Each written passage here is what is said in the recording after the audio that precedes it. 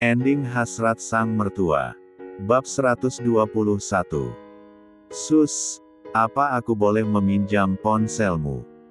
Hanya sebentar, kata Yolanda, saat melihat seorang suster mencek kondisi Yolanda. Maaf, Bu. Sebelum masuk ke dalam ruangan ini, kami tidak diperbolehkan oleh pengawal masuk membawa semacam ponsel, laptop dan lainnya. Jawab suster tersebut. Tolong saya Sus, ini demi keselamatan saya. Mohon Yolanda, dengan mata berkaca-kaca. Maafkan saya Bu. Saya tidak berani. Suster tersebut langsung meninggalkan ruangan Yolanda. Sus, tolong saya. Isak tangisnya Yolanda. Beberapa menit kemudian, J masuk dengan sendirinya. Ia membawa satu kotak sesuatu, seperti botol-botol kecil dan suntikan. Mata Yolanda terbelalak apa yang dilakukan J. Kau mau apa dengan suntikan itu? Tanya Yolanda. Ia sangat ketakutan. Hanya memberikan pelajaran, jawab J, dengan nada dingin. Ia menyuntikkan cairan ke selang infusnya Yolanda, seketika tubuhnya menegang. Apa yang kau lakukan, J? Tak cukupkah kamu menyiksa diriku, ha? Kau sudah menghancurkan masa depanku, sekarang kau menyiksa habis-habisan. Aku hanya menyuntikkan cairan ini, agar tulang-tulangmu tidak berfungsi dan lemah. Agar kau tidak bisa bergerak kemanapun. Senyum semerik J. Bunuh saja aku sekarang, J. Agar kamu puas, teriak Yolanda, matanya memerah menahan emosi. Terlalu mudah bagimu melewati siksaan dariku, jangan harap. Sebentar lagi, kau akan aku bawa. Lumayan, untuk bahan percobaanku. J. Mengulanginya kembali suntikan itu. Yolanda meringis kesakitan saat cairan tersebut masuk ke dalam tubuhnya. Arg. Sakit.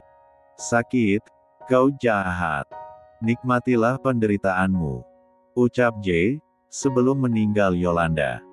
Sedangkan paman dan bibinya, Yolanda, mondar-mandir mencari bantuan, kepada anggota kepolisian dan beberapa kali mencari pengacara terbaik. Namun semuanya nihil, tidak ada yang mau membantu. Mereka sangat takut, siapa yang mereka hadapi. Hanya pasrah menerima semuanya. Paman dan bibinya tidak bisa berbuat apa-apa. Om, mohon bantuan kepada Munak, kata paman Yolanda, kepada Vera. Maaf Om, itu semua kesalahannya Yolanda.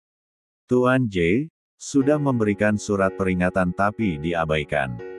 Aku tidak mau terlibat dalam kasus ini, apalagi harus kehilangan apa yang aku miliki.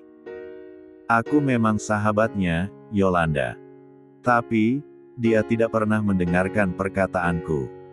Jadi percuma aku membantunya. Tolak Vera, ia langsung meninggalkan pamannya Yolanda. Vera sudah menasehati Yolanda. Mungkin mulutnya sudah berbusa, namun perkataannya selalu diabaikan. Ceklek. Pintu apartemen Yolanda terbuka. Terlihat sesosok pria tengah terduduk di sofa. Vera langsung mendekati dan bertanya siapa pria yang berani-beraninya masuk ke apartemen Yolanda. Siapa kau? Berani-beraninya masuk ke apartemen ini, delik mata Vera.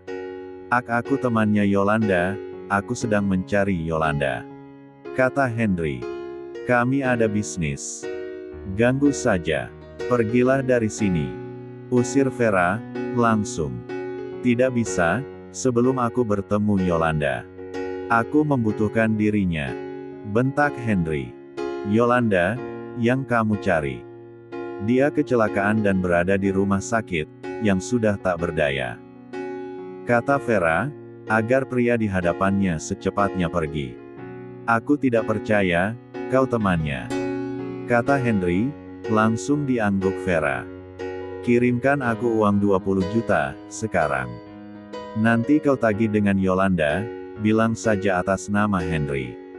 Pintanya Henry, tanpa harus menunggu Yolanda. Mendengar perkataan Henry, Vera mengerutkan keningnya. Yolanda sekarang jatuh miskin. Dia kehilangan pekerjaan karena dia menculik istrinya dan sekarang koma di rumah sakit. Jawab Vera, ia menaruh rasa curiga.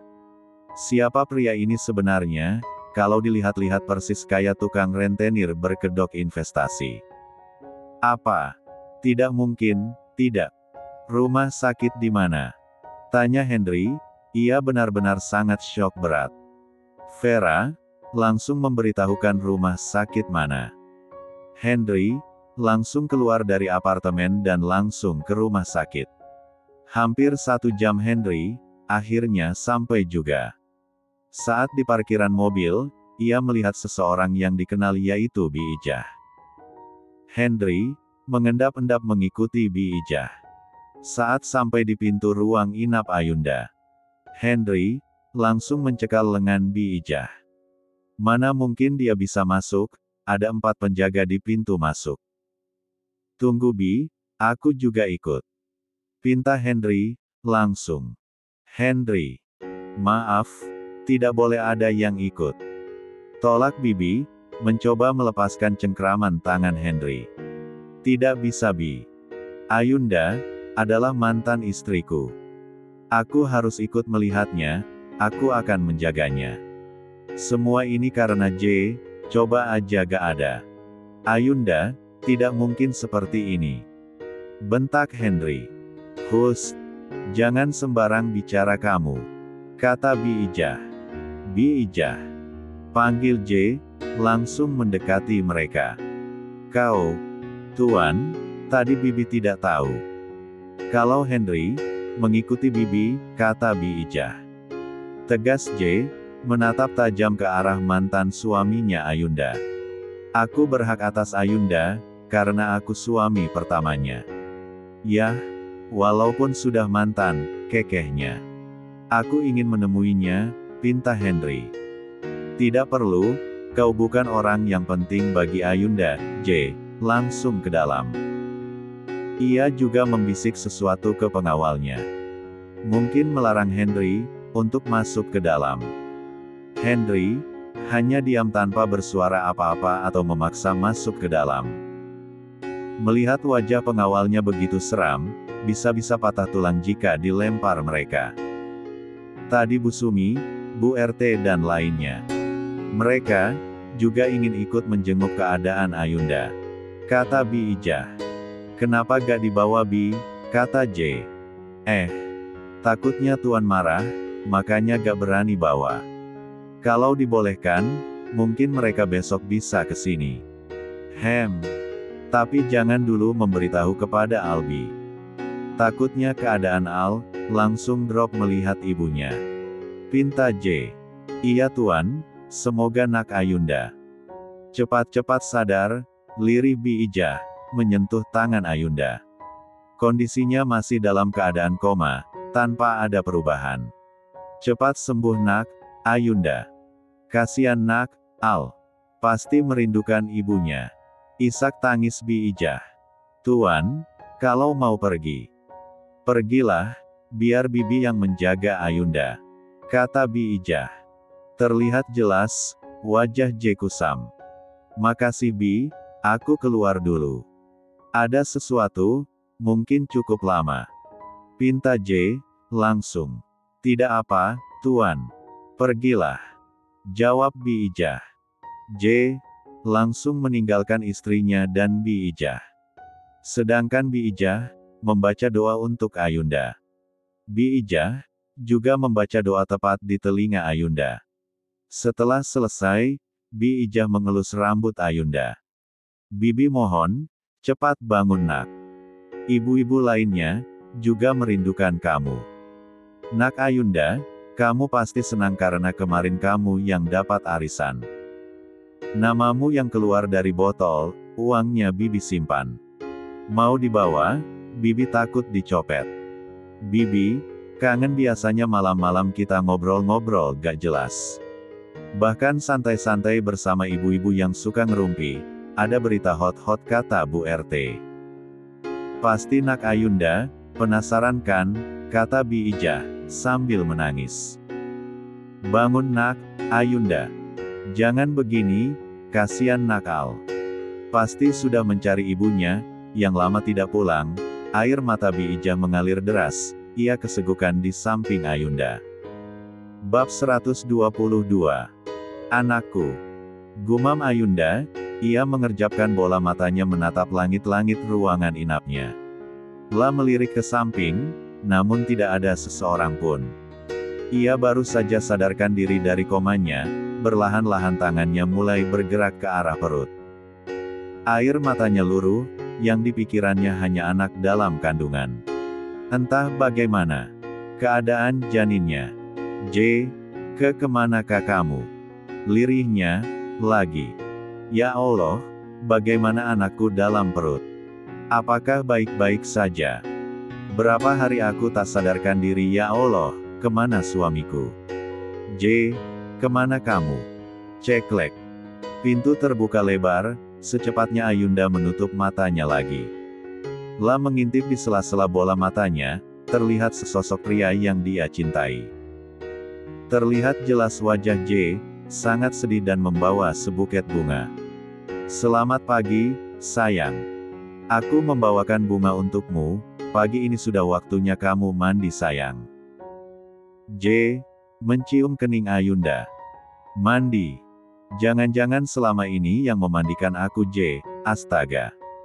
Jadi penasaran bagaimana dia memandikan diriku yang berbaring tak sadarkan diri, batin Ayunda.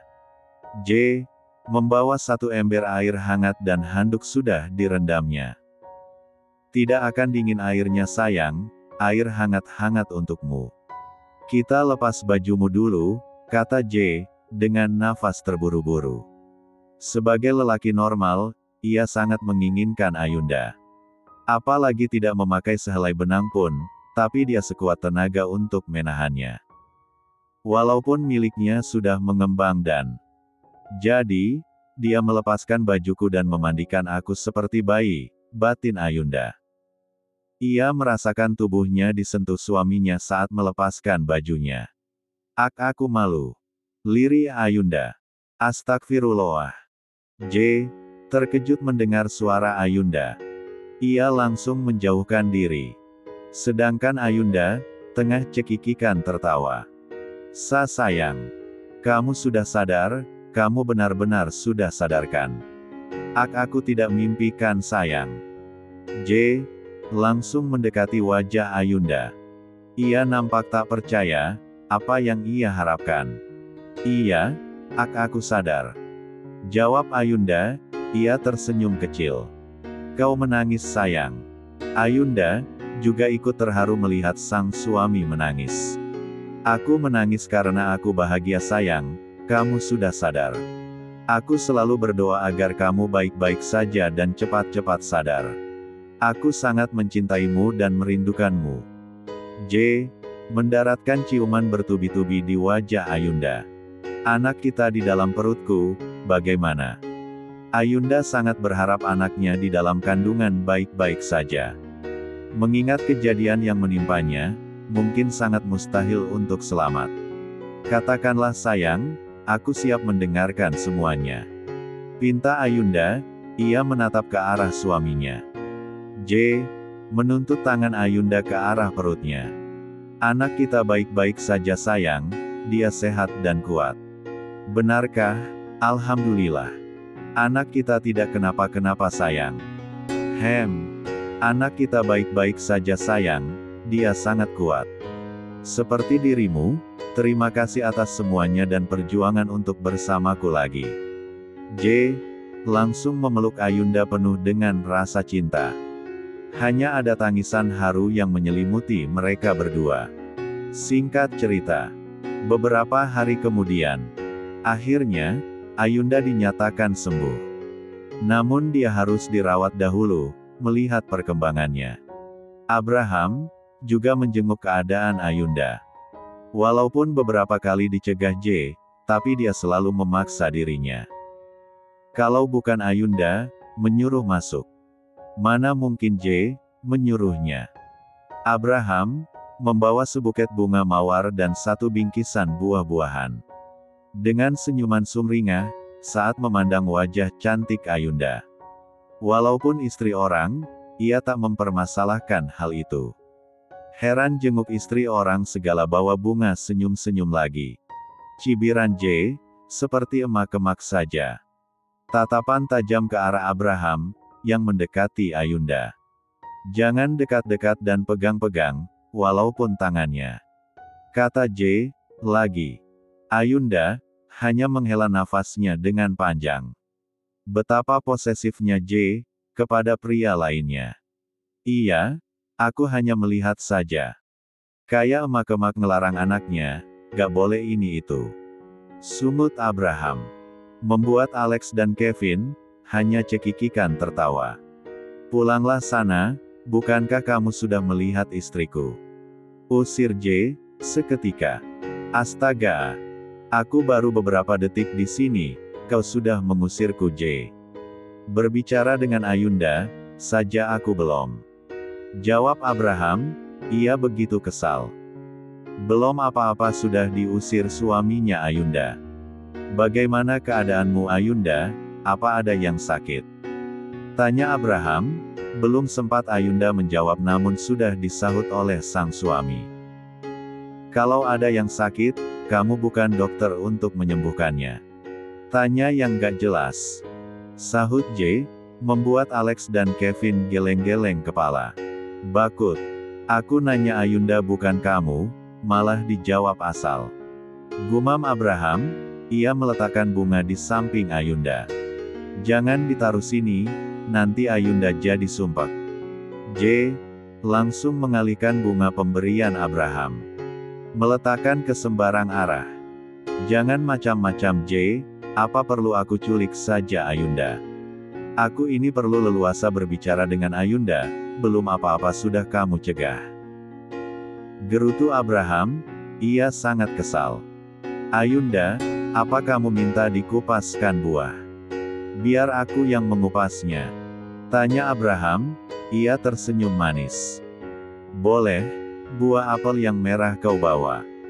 Jawab Ayunda, langsung.